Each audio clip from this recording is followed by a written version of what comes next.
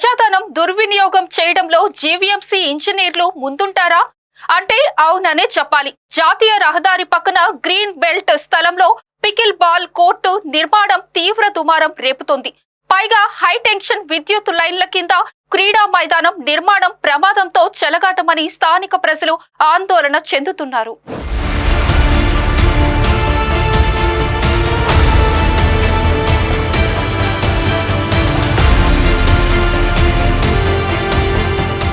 పిల్లల కోసం వినియోగించాల్సిన ఆహ్లాదకరమైన గ్రీన్ బెల్ట్ ప్రాంతంలో నిబంధనలకు విరుద్ధంగా జరుగుతున్న ఈ నిర్మాణం పట్ల సర్వత్రా విమర్శలు వినిపిస్తున్నాయి. విశాఖ తూర్పులోని ఇసుకతోట జాతీయ రహదారి బస్టాప్ సమీపాన గల పీతలవాణి పాలెంలో ఉన్న గ్రీన్ బెల్ట్ స్థలంలో 50 లక్షల వ్యయంతో పికిల్ బాల్ కోర్టు నిర్మిస్తున్నారు. ఈ గ్రీన్ బెల్ట్ ప్రాంతం హై టెన్షన్ విద్యుత్ లైన్ కింద ఉంది. ఇటువంటి ప్రాంతంలో నిబంధనల ప్రకారం ఎలాంటి నిర్మాణాలు చేపట్టకూడదు. ఘనత వహించిన జీవీఎంసీ ఇంజనీర్లు ఏమాత్రం బాధ్యత లేకుండా ఇటువంటి నిర్మాణాలు చేపట్టడాన్ని ప్రజలు ఆక్షేపిస్తున్నారు. ప్రస్తుతం ఇక్కడ మైదానం రోడ్డు పనులు జరుగుతున్నాయి. ఇప్పటికే వార్డులోని పిఠాపురం హైవే రోడ్డులో ఎన్నో ఏళ్ల క్రితం నిర్మించిన బస్ షెల్టర్ ఇప్పటికీ ప్రారంభం కాకుండా కార్పొరేటర్ కనీసం పట్టించుకోవడం లేదని ప్రజలు వాపోతున్నారు.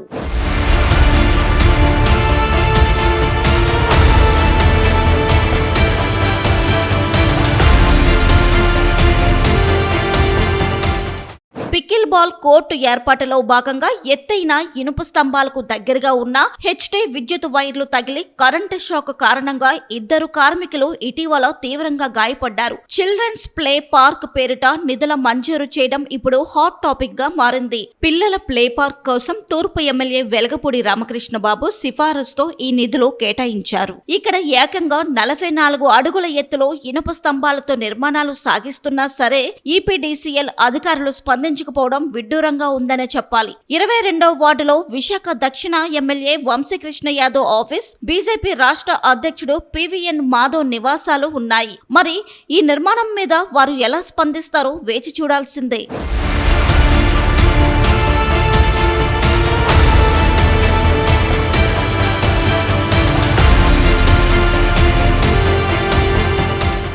జీవీఎంసీ పరిధి 22వ వార్డు జనసేన కార్పొరేటర్ పీతల మూర్తి యాదవ్ విశాఖలో ఎక్కడ ఏ అక్రమాలు జరిగినా కేసులు, ప్రెస్ మీట్లు అంటూ తెగ హడావిడి చేస్తుంటారు. మరి తన సొంత వార్డులో ఆయనే పికిల్ బాల్ కోర్టు నిర్మాణాన్ని ప్రోత్సహించడం పట్ల పలు అనుమానాలు వ్యక్తమవుతున్నాయి. గతంలో ఇదే స్థలంలో పాత కార్లను విక్రయించేవారు. ఈ ఆక్రమణలు తొలగించడం మంచిదే అయినా సరే ఇప్పుడు ప్రమాదాలు జరిగేలా పికిల్ బాల్ కోర్టు నిర్మాణం చేపట్టడం పట్ల సర్వత్రా తీవ్ర నిరసనలు వ్యక్తమవుతున్నాయి. కార్పొరేటర్లకు బడ్జెట్ మీటింగ్ ముందు రోజు ఇచ్చిన 25,000 రూపాయల గిఫ్ట్ కూపన్ ను కార్పొరేటర్ మూర్తి యాదవ్ ఏడీసీ వర్మకు వాపస్ ఇచ్చేశారు. ఈ నిధులను పర్యావరణ పరిరక్షణకు ఖర్చు చేయాలని ఆయన చెప్పడం గమనార్హం.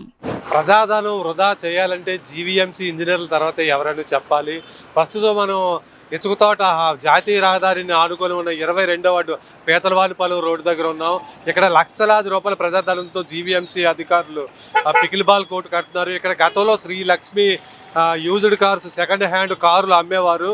ఈ ఆక్రమణ తొలగించడం అయితే మంచిదే, కానీ ఆ స్థలం గ్రీన్ బెల్ట్ స్థలంలో పచ్చదనం అంతా తొలగించేసి పికిల్ బాల్ కోర్టు కట్టడం అనేది తీవ్ర దుమారం రేపుతుంది. ఇది ఇక్కడ నిర్మాణాలు జీవీఎంసీ చేపట్టిన నిర్మాణాలు వివాదాస్పద అవుతున్నాయి. ఎందుకంటే జాతీయ రహదారి పక్కన అది కూడా హెచ్టీ లైన్లు కిందనే పికిల్ బాల్ కోర్టు కట్టడం ఎంత ప్రమాదకరమో అందరికీ ఆందోళనకరంగా తయారైంది. ఈ పార్కు నిర్మాణంలో ఉండగానే ఒక కార్మికుడికి హెచ్టీ లైన్లు షాక్ కొట్టడం వల్ల ఒళ్ళంతా, శరీరం అంతా తీవ్ర గాయాలు అయ్యాయి. అయినా జీవీఎంసీ అధికారులు ఏ మాత్రం మేల్కోకుండా ఇక్కడ పికిల్ బాల్ కోర్టు నిర్మాణం కొనసాగించడం వివాదాస్పదం అవుతుంది. ఇప్పటికైనా జీవీఎంసీ అధికారులు, పాలకవర్గం కళ్ళు తెరిచి ఇక్కడ పికిల్ బాల్ కోర్టు నిర్మాణం తక్షణమే నిలిపేయాలని ప్రజలు ముక్తకంఠంతో కోరుతున్నారు. వీడియో జర్నలిస్ట్ ప్రేమ్ కుమార్తో ఏ శ్రీనివాస్, ఈబీ7 టీవీ, విశాఖపట్నం.